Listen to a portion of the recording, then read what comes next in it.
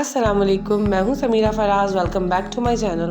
उम्मीद है आप सब लोग ठीक ठाक होंगे, खुशबाश होंगे और मज़े में भी होंगे। अल्हम्दुलिल्लाह हम लोग भी बिल्कुल खैरियत से हैं।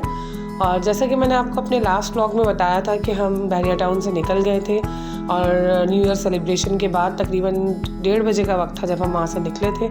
और रास्ते में हमें किसी रेस्टोरेंट में रुकना था। डिसाइड तो ये किया था कि बट कढ़ाई पे रुक जाएंगे, वो है भी स्टार्टिंग में टोल के बाद, लेकिन बैड लक के रास्ते में तमाम हाईवे के बीच के कट्स बंद थे। और बिल्कुल एंड पे आके हमको जो कट मिला उसके बाद जो सबसे पहला रेस्टोरेंट नज़र आया हम वहाँ चले गए, क्योंकि बच्चों को लग रही थी भूख और शदीद नींद आ रही थी। भूख से ज़्यादा उनको नींद आ रही थी और अगर हम और टाइम लगाते तो वो सो जाते, ठीक से खा नहीं पाते। तो हम आ गए थे खैबर शिनवारी रेस्टोरेंट में। बहुत ही अच्छा एम्बियंस था और एक साइड थी वो बिल्कुल फुल थी और एक साइड में थोड़ा कम रश था, तो हम वहाँ चले गए। और ये स्टाफ है जो न्यू ईयर सेलिब्रेशन के बाद भी जो है यहाँ पे पश्तो गाने के ऊपर ये डांस कर रहे थे और फुल मस्ती कर रहे थे और सब लोग इनको देख देख के एंजॉय भी कर रहे थे। अच्छा, हमने बच्चों को कहा जब तक ऑर्डर नहीं आता आप लोग जाके झूले वगैरह झूल लो, लेकिन ये इस वक्त तक इतने थक चुके थे कि बच्चों ने बिल्कुल इनकार कर दिया। और सर्दी भी लग रही थी, भूख भी लग रही थी, नींद भी आ रही थी। जैसा कि आपको देख के अंदाज़ा हो ही रहा होगा कि बच्चे थक चुके थे।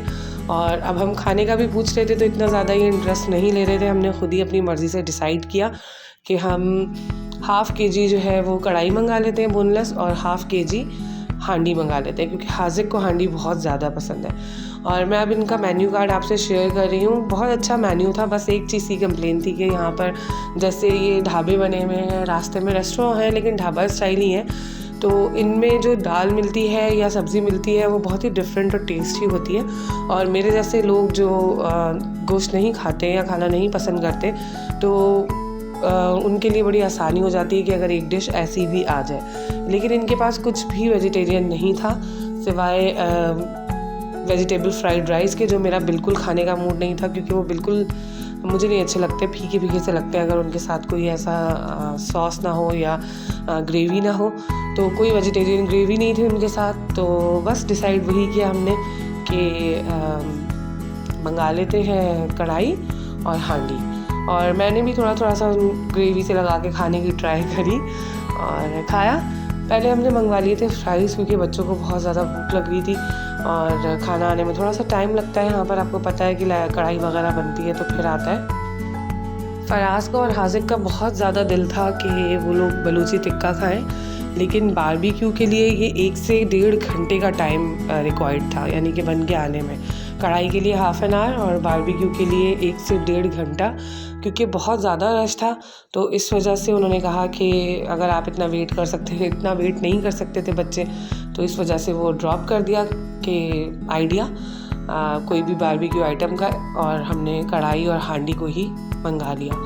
और बस इसके साथ हमने मंगाए थे नान।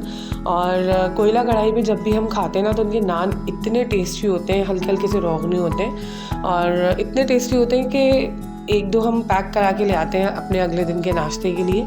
लेकिन यहाँ के खाना बहुत टेस्टी था। हांडी तो बहुत ही मज़ेदार थी, लाजवाब थी बिल्कुल। लेकिन जो नान थे ना वो इतने ड्राई थे कि वो बीच में ही हमको ड्रॉप करके और चपातियाँ मंगवानी पड़ी, क्योंकि नान तो बस समझे कि हलक से नीचे ही नहीं जा रहे थे। आपको पता है कि इन कढ़ाई वगैरह की तो ग्रेवी भी इतनी ज़्यादा नहीं होती, तो फिर हमने नान जो है वो रहने दिए थे और चपाती के साथ हम लोगों ने खा लिया था और बहुत ही टेस्टी लगा था। चपाती भी वाली थी, रुमाली, जो बिल्कुल थिन सी होती है और बहुत बड़े साइज़ में होती है और बहुत ही सॉफ्ट और टेस्टी थी। मज़ा आ गया खाने में। और ये हमारी हांडी हाफ़ में से भी बच गई थी, जिसे हम पैक करवा कर वापस साथ ले आए थे। और नान भी हमने पैक करवा लिए थे क्योंकि वो तो खा ही नहीं गए। नेक्स्ट डे हमने फिर वो चाय के साथ फ्राई करके नाश्ते में खाए, तो बहुत ही टेस्टी लगे। और मैंने और अनाबिया ने कोल्ड ड्रिंक पी थी और हाजिक और फराज ने चाय ऑर्डर की थी। उसकी मैं क्लिप नहीं बना सकी, भूल गई। और बहुत ही खूबसूरत सिल्वर के प्यालों में चाय आई थी और फराज कह रहे थे टेस्टी भी बहुत है। और बस फिर उसके बाद हम घर के लिए निकल गए। और इस वक्त आपको नज़र आ रहा होगा कि कितनी खामोशी या सब कुछ है। सिर्फ एक इक्का दुक्का प्राइवेट कार्स ही मिली, क्योंकि इस वक्त 3:15 बज रहे थे। और बस बहुत ही खूबसूरत तरीके से साल का एंड हुआ था और नए साल की शुरुआत हुई थी। अल्लाह करे कि आने वाला साल हमारे लिए, हमारे मुल्क के लिए, तमाम उम्मत मुस्लिमा के लिए, बल्कि तमाम दुनिया के लिए रहमत वाला और भलाई वाला हो। जो इस वक्त कोरोना के बाद से जो अज़ाब आया हुआ, इतनी महंगाई और सब कुछ ख़त्म और बर्बाद हुआ हुआ है पाकिस्तान का, तो बहुत ही बुरा हाल है। तो अल्लाह ताला हम सब के हाल पे रहम करे और हमारी सब की जायज़ ख्वाहिशात को पूरा करे, मुश्किल परेशानियाँ दूर करे और आमीन सुम आमीन। बस व्लॉग अच्छा लगे तो लाइक करें, चैनल सब्सक्राइब करें। फिर मिलेंगे। अल्लाह हाफ़िज़।